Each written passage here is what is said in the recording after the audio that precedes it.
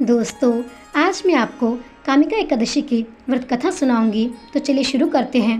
कामिका एकादशी की पौराणिक कथा के अनुसार एक समय कुंती पुत्र धर्मराज युधिष्ठिर जी कहने लगे कि हे भगवान, आप कृपा करके श्रावण कृष्ण एकादशी का क्या नाम है सो बताइए। श्री कृष्ण भगवान कहने लगे कि हे युधिष्ठिर, इस एकादशी की कथा एक समय स्वयं ब्रह्मा जी ने देव ऋषि नारद से कही थी, वही मैं तुमसे कहता हूँ। नारद जी ने ब्रह्मा जी से पूछा था कि हे पितामह, श्रावण मास से कृष्ण पक्ष की एकादशी की कथा सुनने की मेरी इच्छा है। उसका क्या नाम है, क्या विधि है, उसका क्या महात्म्य है, सो कृपा करके कहिए। नारद जी के ये वचन सुनकर ब्रह्मा जी ने कहा, हे नारद, लोगों के हित के लिए तुमने बहुत सुंदर प्रश्न किया है। श्रावण मास की कृष्ण एकादशी का नाम कामिका एकादशी है। उसके सुनने मात्र से वाजपेयी यज्ञ का फल मिलता है। इस दिन शंख चक्र गदाधारी विष्णु भगवान का पूजन होता है, जिनके नाम श्रीधर, हरि विष्णु, माधव, मधुसूदन है। उनकी पूजा करने से जो फल मिलता है सो सुनो। जो फल गंगा, काशी,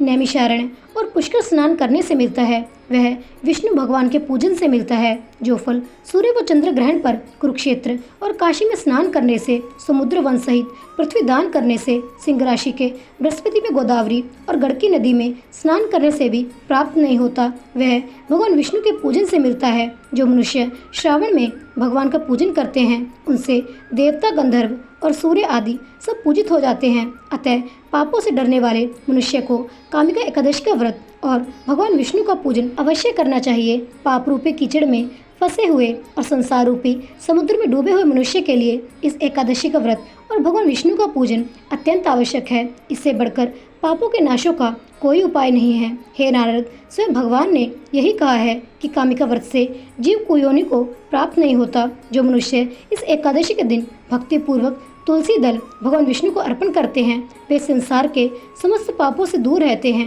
विष्णु भगवान रत्न, मोती, मणि तथा आभूषण आदि से इतने प्रसन्न नहीं होते जितने तुलसी दल से होते हैं। तुलसी दल पूजन का फल 4 भार चांदी और 1 भार स्वर्ण के दान के बराबर होता है। हे नारद, मैं स्वयं भगवान की अति प्रिय तुलसी को सदैव नमस्कार करता हूँ। तुलसी के पौधे को सींचने से मनुष्य की सब यातनाएं नष्ट हो जाती हैं। दर्शन मात्र से सब पाप नष्ट हो जाते हैं और स्पर्श से मनुष्य पवित्र हो जाता है। कामिका एकादशी की रात्रि को दीपदान तथा जागरण का फल का महात्म्य चित्रगुप्त भी नहीं कह सकते।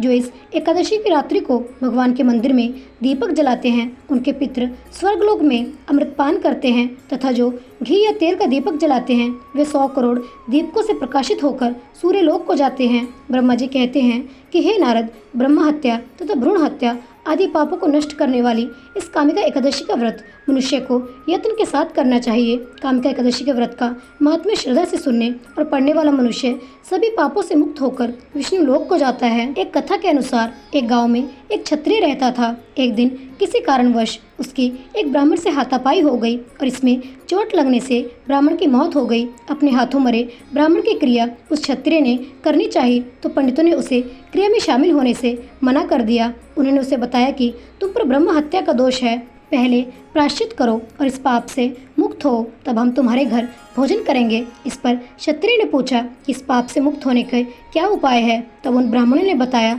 कि श्रावण माह के कृष्ण पक्ष की एकादशी को भक्ति भाव से भगवान श्रीधर विष्णु जी का व्रत रखो और भगवान का पूजन कर ब्राह्मणों को भोजन कराकर दक्षिणा के साथ आशीर्वाद प्राप्त करो। इससे तुम्हें ब्रह्म हत्या के पाप से मुक्ति मिलेगी। पंडितों के बताए हुए तरीके पर व्रत करने वाली रात में भगवान श्रीधर ने क्षत्रिय को दर्शन देकर कहा कि तुम्हें ब्रह्म हत्या के पाप से मुक्ति मिल गई है, और तब से सभी लोग इस व्रत को करने लगे। तो दोस्तों, इस प्रकार कामिका एकादशी की व्रत कथा यहाँ पर समाप्त हो जाती है। सभी लोग प्रेम से बोलिए, श्री हरि विष्णु भगवान की जय, लक्ष्मी नारायण भगवान की जय, माता लक्ष्मी की जय। दोस्तों, अगर आपको कामिका एकादशी की व्रत कथा अच्छी लगी है तो कृपया जाने से पहले मेरे चैनल को लाइक, शेयर और सब्सक्राइब अवश्य कर दें। इससे मेरा प्रोत्साहन बढ़ता है। कथा सुनने के लिए आपका बहुत बहुत धन्यवाद। मिलते हैं अगली कहानी के साथ। तब तक के लिए आप सभी को मेरी तरफ से राधे राधे।